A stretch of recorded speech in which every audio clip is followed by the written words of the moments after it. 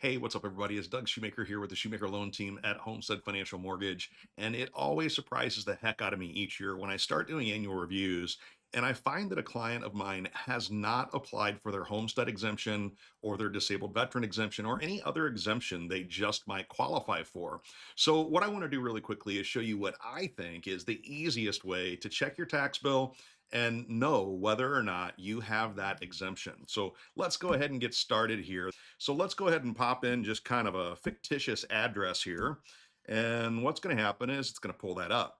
Now, whenever we get to Zillow, don't let all the shiny whistles and things take you away from your mission because remember, we're trying to save you some money on your tax bill. So we're going to scroll down to where you see these facts and features, and then you're going to click the button that says See More Facts and Features. Now, once you've done that, you see over to the right here that you've got this parcel ID number.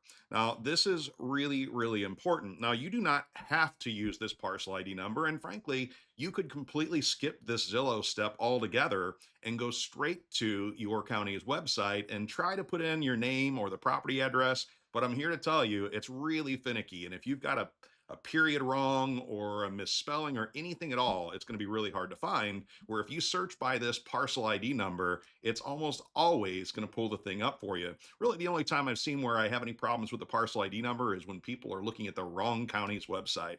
So let's go ahead and switch over to the county's website. Now you'll see when I did that search, I did St. Clair County, Illinois. Make sure you're specific on here because I promise you there's more than one St. Clair County out there.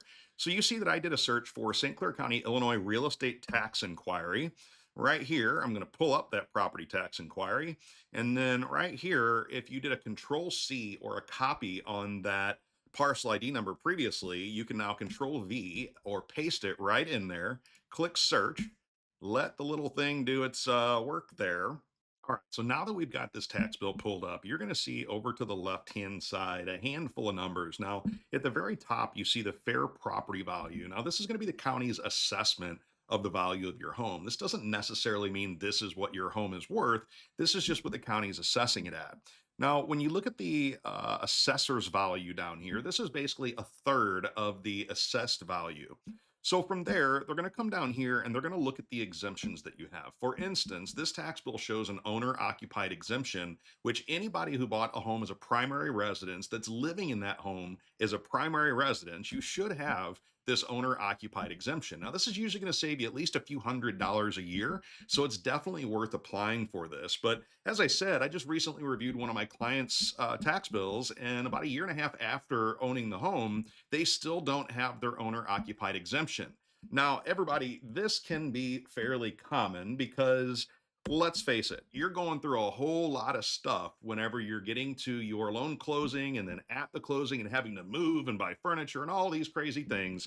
So, yes, people do forget about this all the time. The great news is all you've got to do is follow the instructions I just gave you to determine whether or not you have your exemption. And if you don't, you can just reach out to the county that you live in, give them a call, and ask them what you're going to need to apply for your owner occupied exemption.